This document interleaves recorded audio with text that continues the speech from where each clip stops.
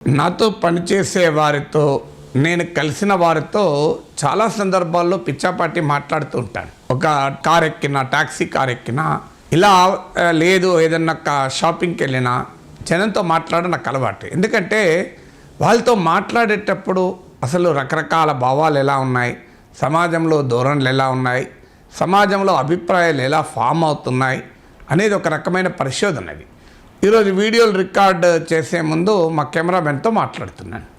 So ఆయన Amalapuram native, హైదరాబాద్లో చాలా కాలంగా ఉంటున్నాడు, దశాబ్దాలుగా. సో ఆయనతో మాట్లాడుతున్నప్పుడు నాకు ఆయన ఆర్గ్యుమెంట్ చాలా ఆసక్తికరంగా అనిపించింది. సో నేను కారులో అమలాపురం పోతాను సార్ అన్నాడు. వాస్తవానికి ఆయనకున్న ఇన్కమ్ లెవెల్కు కార్ ఇది లగ్జరీ. కానీ ఆయన ఏమైనా ఆర్గ్యుమెంట్ అన్నాడు, సార్ నాకు కారే చీప్ అవుతుంది అమలాపురం పోయటానికి అని అన్నాడు. సో అమలాపురం పోయటానికి కారు ఎందుకు చీప్ అవుతుందయ్యా అని అన్నాడు. సార్ మేము ఫ్యామిలీ 5గురం పోతాం సార్, 1200 రూపాయలు బస్సు అయితే, సో 6000 రూపాయలు అవుతుంది బస్సు అయితే, నా కారులో అంతకన్నా చీప్ అవుతుంది అని అంటున్నాడు. సో అది ఎలా ఆర్గ్యూ చేసినా నాకు చీప్ కనుకనే పోతుంది సార్ అన్నాడు. నేను ఒక కామన్ సెన్స్ క్వశ్చన్ అడిగిన, బస్సు కన్నా కారే చీప్ అయితే ఆర్టీసీ వాళ్ళు బస్సులు క్లోజ్ చేసి కార్లు ఇంట్రడ్యూస్ చేస్తారు కదా, మరి కారే చీప్ కదా ఆర్టీసీకి కూడా. ఆర్టీసీకి అంత కాస్ట్లీ బస్సు ఎందుకు కొనాలి? ఓ బస్సు చాలా కాస్ట్లీ అవుతుంది, కార్ ఏమో కంపారిటివ్లీ చీప్ అవుతుంది. మరి ఏంటి ఇక్కడ లెక్క ఎక్కడ తప్పుతున్నాడు? కెమెరామెన్ తప్పుతున్నాడా, నాగేశ్వర్ తప్పుతున్నాడా? అంటే కెమెరామెన్ ఏం లెక్కేస్తున్నాడు? ఫ్యూయల్ ఛార్జ్ మాత్రమే లెక్కేస్తున్నాడు. ఇక్కడ నుంచి కారు పోయటానికి అయ్యే ఫ్యూయల్ ఛార్జ్ లెక్కేస్తున్నాడు. కానీ ఆయన లెక్కేయింది ఏంటంటే, ఆయన కారు కొన్నప్పుడు నెలకు ఒక ఎన్ని ట్రిప్పులు వెళ్తున్నాడు, ఆ ఓవరాల్ కాస్ట్ ఎంత అనేది చూడాలి. నువ్వు ఒక ఉదాహరణకు 8 లక్షల రూపాయలు పెట్టి కారు కొన్నాడు అనుకుందాం, 4 లక్షల కిలోమీటర్లు కార్ లైఫ్ అనుకుందాం. సో ఆటోమేటిక్గా కిలోమీటర్కు 2 రూపీస్ ఖర్చు అయినట్టే కదా. అది అమలాపురం పోయడానికి ఆ లెక్క ఆయన వేస్తలేడు, అమలాపురం పోయేటప్పుడు అయ్యే ఫ్యూయల్ కాస్ట్ వేస్తున్నాడు. కానీ ఆ కారే లేకపోతే అమలాపురం పోడు కదా. So 2 rupees per kilometre life అవుతుంది. తర్వాత 8 లక్షలు బ్యాంక్ ఇంట్రెస్ట్ తీసుకున్న ఒక 10,000 రూపాయలు అవుతుంది. సో అతను నెలలో ఒక 2,000 కిలోమీటర్లు తిరిగింది అనుకుందాం కారులో. సో ఆటోమేటిక్గా ద క్యాపిటల్ ఇంట్రెస్ట్ కాస్ట్ 5 రూపాయలు అవుతుంది కిలోమీటర్కు. 5 + 2 7, ఒక 50,000 కిలోమీటర్లు తిరిగాక టైర్లు మార్చాడు అనుకుందాం. అంటే టైర్లు మార్చడానికి రఫ్లీ ఒక 40,000 రూపాయలు అయింది అనుకుందాం. ఇలా అది కూడా ఎంత అవుతుంది? 80 పైసా అవుతుంది. అంటే 5 rupees capital cost, 2 rupees life time cost, 7కు ప్లస్ ఇది 80 పైసా ఆడు కావాలంటే 1 రూపీ అనుకుందాం, అప్రాక్సిమేట్గా 8 రూపీస్ అయిపోయిందా. తర్వాత ప్రతి నెల మెయింటెనెన్స్ ఉంటుంది, సర్వీసింగు, అలాగే ఇన్సూరెన్స్ ఉంటుంది. ఇవన్నీ కలిపి ఇదో 2 రూపాయలు అవుతుంది. అంటే 8 + 2 10, అంటే కిలోమీటర్కు 10 రూపాయలు ఇది అవుతుంది. మరి మిగతా ఫ్యూయల్ కాస్ట్ ఒకటే లెక్కేసుకొని ఇవన్నీ ఏవి లెక్క కాదని అనుకుంటే మరి ఏ రకంగా లెక్క అవుతుంది? ఇలా ఎందుకు లెక్కలేస్తారు మనుషులు అని ఒక ఆలోచన వచ్చింది. ఈ లెక్క వేయటానికి కారణం లెక్కలు రాక, అవగాహన లేక, ఏమీ తెలియక అని నేను అనుకోను. అది కొద్ది మందిలో ఏమైనా ఉంటే ఉండొచ్చు. కానీ కారు నడిపే తెలివితేటలున్న వ్యక్తికి ఈ మేరకు ఆలోచించే జ్ఞానం ఉండదు, విచక్షణ ఉండదు అని అనుకోను. కానీ మరి అలా ఎందుకు చేస్తారు మనుషులు? ఇలాగే కాదు, మీరు ఏదైనా కొనేటప్పుడు ఏదైనా సందర్భంలో కూడా మనుషులు ఇలాగే ఆలోచిస్తాం. దీన్నే సైకాలజీలో కన్ఫర్మేషన్ బయాస్ అంటారు. ఈ కన్ఫర్మేషన్ బయాస్ ఏంటంటే, తనకున్న అభిప్రాయాల్ని, ఆలోచనలని కన్ఫర్మ్ చేసే రీతిలో బయాస్ని చూపెడతాడు. దేంట్లో బయాస్ని చూపెడతాడు? Bias in searching information, bias in interpretation of information, bias in retention of information. So 3 రకాల బయాస్ చూపెడతాడు. అంటే తన అభిప్రాయాలు, తన విలువలు, తన నిర్ణయాలు, తన ఆలోచనలు సరైనవి అని చెప్పే సమాచారం కొరకు వెతుకుతుంటాడు మనిషి.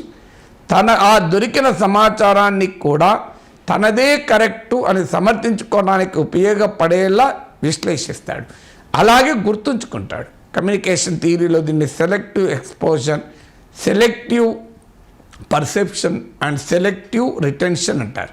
ఇది కేవలం ఒక వస్తువు కొనడమే కాదు, ఇది చాలా నిర్ణయాల్లో ఈ పని చేస్తూ ఉంటాడు. చాలా నిర్ణయాలు, ప్రతి మనిషి ప్రతి నిర్ణయంలో ఈ పని చేస్తుంటాడు. ఉదాహరణకు ఒక పెళ్లి సంబంధం బాగా నచ్చింది, మంచి ఉద్యోగం ఉంది, కానీ ఫ్యామిలీ బాగా అంత గొప్పగా ఉండదు, చాలా తల్లిదండ్రులకు పిల్లవాడికి సంబంధాలు సరిగా ఉండవు అని తెలిసిందనుకోండి. నీకు ఆ అబ్బాయి బాగా నచ్చాడు, ఏమని అరుగు చేస్తావు? తల్లిదండ్రులు ఉంటున్నారా, ఎప్పుడోసారి కదా, అత్త గయ్యాలైతే ఏమవుతుంది, నా బిడ్డ ఎప్పటికి పోతుందా, పోయినప్పుడు వారం రోజులు ఏమవుతుంది అని ఆలోచిస్తాడు. లేదు, తనకు ఆ సంబంధం నచ్చలేదనుకోండి, పిల్లవాడు ఎంత మంచి ఉద్యోగం చేస్తుంది, కుటుంబం బాగుండాలి కదా, కుటుంబం బాగుండకపోతే జీవితం అంతా కష్టమే కదా అని ఇంటర్ప్రిట్ చేస్తాడు. సమాచారం ఒక్కటే, పిల్లవాడు మంచివాడే కానీ తల్లిదండ్రులతో మంచి సంబంధాలు లేవని తెలిసింది. దీన్ని తన నిర్ణయాన్ని సమర్థించుకోవడానికి 2 రకాలుగా విశ్లేషిస్తాడు. సో మనకు ఒక అనారోగ్యకరమైన ఫుడ్ హ్యాబిట్స్ ఉన్నాయనుకోండి, ఉదాహరణకు మీకు స్మోకింగ్ అలవాటు ఉందనుకోండి, అది రైటు అని మీరు నమ్మడానికి ఏం చేస్తారు? ఏంటి, కార్డియాలజిస్టులు కూడా పొగ తాగడం లేదా? సిగరెట్లు తాగిన వారికి అందరికీ హార్ట్ అటాక్లు వస్తలేవా అని అర్గు చేస్తాడు.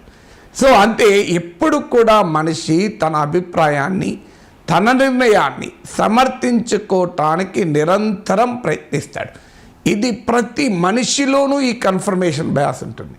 ఈవెన్ రాజకీయ అభిప్రాయాలకు కూడా అలాగే. తనకు ఒక రాజకీయ అభిప్రాయం ఉంది అనుకుందాం, ఫలానా పార్టీ కరెక్టు అని అనుకుంటే ఏం చేస్తాడు? ఆ పార్టీనే కరెక్టు అనే సమాచారం కొరకు వెతుకుతూ ఉంటాడు. ఏ సమాచారం దొరికినా ఆ పార్టీయే కరెక్టు అని ఇంటర్ప్రిట్ చేస్తాడు. ఏ సమాచారమైనా ఆ పార్టీదే కరెక్ట్ అన్న సమాచారమే గుర్తుంచుకుంటాడు. తాను నచ్చిన పార్టీ తప్పులు చేయడం గుర్తుంచుకోడు. ఇప్పుడు డిజిటల్ మీడియా యుగంలో ఈ కన్ఫర్మేషన్ బయాస్ రెయిన్ఫోర్స్ అవుతుంది. ఎందుకంటే ఆల్గరిథమ్స్ ఎలా పనిచేస్తాయి, మనిషి దేన్ని చూస్తున్నాడు అన్నది కారణం బట్టి చూపెడుతూ ఉంటాడు. ఫలానా పార్టీ అనుకూలమైన వార్తలు చూస్తున్నాడు అనుకోండి, ఆల్గరిథం ఏం చేస్తుంది, ఇంకో ఇతను ఫలానా పార్టీ అనుకూలుడు, ఇతనికి ఈ రకమైనటువంటి సమాచారం ఇస్తేనే నా దగ్గరే ఉండిపోతాడని ఒక ఫేస్బుక్, ఒక యూట్యూబ్, ఒక వెబ్సైట్లు అనుకుంటాయి. ఎందుకంటే అది వెనకాల ఆల్గరిథమ్స్ అలా పనిచేస్తాయి. అంటే కన్ఫర్మేషన్ బయాస్కు స్ట్రెంథన్ చేసేలా ఈ ఆల్గరిథమ్స్ పనిచేస్తాయి. నేను ఒక అభిప్రాయంతో ఉన్నాను, ఆ అభిప్రాయానికి అనుకూలమైన సమాచారాన్ని వెతుకుతూ ఉంటాను. నాకు ఆల్గరిథం చూపెట్టవు దానికి వ్యతిరేకమైన అభిప్రాయాన్ని. ఎందుకంటే నాలో క్రిటికల్ థింకింగ్ పెంచడం ఆల్గరిథంలో పని కాదు. ఆల్గరిథంలో పని ఏంటి, తన వ్యూస్ పెంచుకోవడం, తన రీడర్షిప్ పెంచుకోవడం, దాని పని. అందువల్ల డిజిటల్ యుగంలో ఏమవుతుందంటే ఈ కన్ఫర్మేషన్ బయాస్లు మరింతగా బలపడి క్రిటికల్ థింకింగ్ను చంపేస్తోంది. అందుకే మీరు గమనించండి, భయంకరమైన బిలీఫ్ ఉంటుంది, ఫలానా పార్టీ కరెక్ట్. ఎందుకు కరెక్ట్ నాకు అదంతా తెలియదు, నాకేం డేటా లేదు, నా దగ్గర లెక్కలు లేదు, నాకు సమాచారం తెలియదు, కానీ అది మంచిది అని అంటాడు. ఎందుకు మంచిదో చెప్పాడు, అంతే, నాకు మంచిది అంతే అని చెప్తాడు. సో ఆ రకమైనటువంటి కన్ఫర్మేషన్ బయాస్ అనుక్షణము ఉంటుంది. దానివల్ల నష్టం ఎవరికి, మనకే. ఎందుకంటే మనలో ఉన్న తప్పుల్ని, మనలో ఉన్న లోపాలని, మనలో ఉన్న బలహీనతల్ని నిరంతరం సమర్థించుకుంటూనే ఉంటాడు. సో నిరంతరం సమర్థించుకునేలా ఇంటర్ప్రిటేషన్ చేస్తూ ఉంటారు చాలా ఆసక్తిగా. సో ఇలా ఒక వ్యక్తితో నేను మాట్లాడుతున్నాను. ఆ వ్యక్తి నచ్చిన వ్యక్తి గురించి, నచ్చని వ్యక్తి గురించి ఈ రకంగా చెప్తున్నారు. నచ్చని వ్యక్తి గురించి ఏం చెప్పారంటే, వాడు అవుట్ సైడ్ ఫుడ్ తింటాడు, పొద్దున్న లేస్తే బయటనే తింటాడు అన్నాడు. నేను వెంటనే ఆ వ్యక్తికి తెలిసిన మరో వ్యక్తి గురించి ప్రస్తావించాను. ఫలానా వాడు కూడా బయట ఫుడ్ తింటాడు కదా, నువ్వు ఇతన్ని అంటున్నావు, అతను అంటలేవేంటి అని. అతను తినడు, కావాలంటే ప్యాక్ చేసుకుని ఇంటికి వస్తాడు అన్నాడు. నేను నవ్వి, అక్కడ తినడమే మంచిది కదా, ఇప్పుడు ఏదో బయట రోడ్డు మీద తినడమే, కనీసం వేడివేడిగా ఉన్నప్పుడు తింటున్నాడు, అది ప్యాక్ చేసుకుని ఇంటికి వచ్చి తింటే ఇంకా నష్టం కదా అన్నాడు.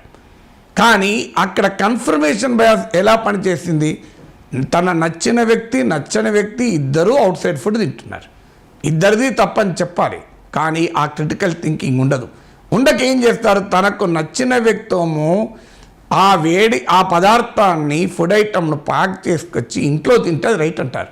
అది ఇంకా దారుణం, కనీసం ఆ వేడివేడి తింటున్న కాస్తంత హెల్తీగా ఉంటుంది. కానీ ఎందుకు అలా మాట్లాడతారు? Confirmation bias. తనకు నచ్చిన వ్యక్తి చేస్తే అది బాగుంటుంది, నచ్చని వ్యక్తి చేస్తే బాగుండదు. మీరు గమనించండి, చాలా ఇళ్లలో, నా అనుభవం కాదు కానీ చాలా ఇళ్లలో మీకు కనబడుతుంది, ఈవెన్ వ్యక్తిగత అనుభవాల్లో కూడా కనబడుతుంది. ఓ తల్లి బిడ్డ పెళ్ళైన అప్పుడు ఇంటికి పోతుంది. అల్లుడు బిడ్డకు సహకరిస్తుంటాడు, కూరగాయలు కట్ చేస్తుంటాడు, రకరకాలుగా సహకరిస్తుంటాడు. ఇంటికి వచ్చి ఏం చెప్తుంది కొడుకుతోని? మీ బావ చాలా మంచోడురా, ఎంత బుద్ధిమంతుడోరా, పాపం ఆయన ఎంత బిజీగా ఉండని మళ్ళీ వచ్చి మీ అక్కకు లేదా మీ చెల్లెకు కూరగాయలు కట్ చేసి ఇస్తుంటాడు, ఫుడ్లో అన్నం వండడంలో సహాయం చేస్తుంటాడు, ఎంత మంచోడురా అంటది. కానీ అదే తల్లి కొడుకింట్లో 4 రోజులు ఉన్న తర్వాత కొడుకు కోడలకు సహకరిస్తుంటే వెళ్ళి ఏం చెప్తుంది తన ఫ్రెండ్స్కు? కొడుకు పాపం వాడు పొద్దుస్తమానం, వాడికి ఆఫీస్ డ్యూటీ, బోలెడు పనులు, వాడికి మీటింగులు, రకరకాల పనులు ఉంటాయి, అయినా మళ్ళీ నా కోడలకు సహాయం చేయాల్సిందే ఇంటి పనిలో అంటాడు. మరి ఒకే తల్లి కదా.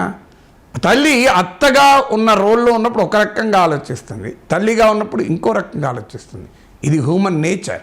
మీరు బస్ కొరకు వెయిట్ చేస్తుంటారు, ఒక బస్ స్టాప్ దగ్గర బాగా రష్తో బస్సు పోతుంటుంది, ఆపలేదనుకోండి, తిట్టుకుంటా డ్రైవర్ను. ఏమవుతుంది? ఆ రష్లో అందరితో పాటు నేను అంటాం. కానీ ఒక్కసారి ఎక్కినాక నెక్స్ట్ స్టాప్లో ఆపితే, ఏమైనా డ్రైవర్ నెత్తి మీద ఎక్కించుకుంటావా, ప్రతి స్టాప్లో ఆపుతూ ఉంటాడు.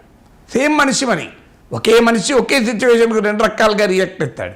మనం బస్సులో నిలబడి ఉంటాం, ఇద్దరు కూర్చొని ఉంటారు, కొద్దిగా జరగరాదయ్యా, ముగ్గురం కూర్చుందాం, చాలాసేపు నిలబడి అంటాం. ఒకసారి మనకు సీట్ వచ్చినాక ఇద్దరుగా సరిపోతులేదా, నువ్వేడొచ్చి కూర్చుంటావు అంటాడు. ఇది హ్యూమన్ సైకాలజీలో ఉండే లక్షణం. ఇది మరి ఎలా తప్పించుకోవాలి? కోరిక బలమైన కొద్దీ ఈ కన్ఫర్మేషన్ బయాస్ పెరుగుతూ ఉంటుంది. మీ కోరిక ఎంత బలంగా ఉంటే, మీ డిజైర్, మీ అఫినిటీ, మీ అనుకూలత అది ఎంత బలంగా ఉంటే ఈ కన్ఫర్మేషన్ బయాస్ అంత బలంగా పెరుగుతుంది. దీనికి ఎడ్యుకేషన్ ద్వారా, ట్రైనింగ్ ద్వారా, క్రిటికల్ థింకింగ్ ద్వారా ఈ బయాస్ అధిగమించాలి.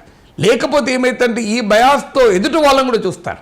ఇప్పుడు నేను గమనిస్తున్న కింద కామెంట్స్, వారు ఒక రాజకీయ పార్టీకి అనుకూలంగా ఉంటారు, ఆ పార్టీని మనం సమర్థిస్తేనే మన న్యూట్రల్, లేకపోతే నాదే తప్పు. ఇంకో పార్టీ అలాగే ఆలోచిస్తుండే, అంటే మనుషులు ఆ 2 పార్టీల మధ్యలోనే ఉండాలి. మీరు ఆంధ్రప్రదేశ్లో ఇది ఒక ఎగ్జాంపుల్ మీకు, ఆ 2 పార్టీలకు అనుకూలంగానే ఉండాలి ఏదో ఒకదానికి, లేకపోతే నువ్వు అసలు మనిషివే కాదు. సో లేకపోతే నువ్వు తటస్థునివే కాదు, నువ్వు ఆబ్జెక్టివ్నే కాదు. అంటే నిరంతరం ఒక పార్టీని సమర్థిస్తేనే నువ్వు గొప్పవని, లేకపోతే వెంటనే వ్యతిరేకత. కారణం ఏంటంటే వారిలో ఉన్న బయాస్, వారు ఏదో ఒక పార్టీకి అనుకూలంగా ఉంటాడు, ఎదుటివాడు ఏం మాట్లాడినా తన బయాస్తో చూస్తాడు. కానీ ఎదుటివాడు బయాస్ లేకుండా మాట్లాడుతున్నాడని ఆలోచించాడు, తన బయాస్తో చూసి ఎదుటివాడు బయాస్ అని అనుకుంటాడు. అందుకే వచ్చిన సామెత, పచ్చకమర్ల వానికి ప్రపంచమంతా పచ్చగానే కనబడుతుంది అని. పచ్చగానే కనబడుతుంది, పచ్చగానే చూడాలనుకుంటాడు, ఎలా చూసినా పచ్చగానే ఉందని భావిస్తాడు. అందువల్ల ఈ కన్ఫర్మేషన్ బయాస్ నుంచి బయటపడాలంటే మనలో క్రిటికల్ థింకింగ్ డెవలప్ కావాలి. ఆ క్రిటికల్ థింకింగ్ డెవలప్ అయినప్పుడు మనం రైట్ డిసిషన్ తీసుకుంటాం, రైట్గా ఆలోచిస్తాం, రైట్గా ఇంటర్ప్రిట్ చేస్తాం, జీవితంలో బాగుపడతాం.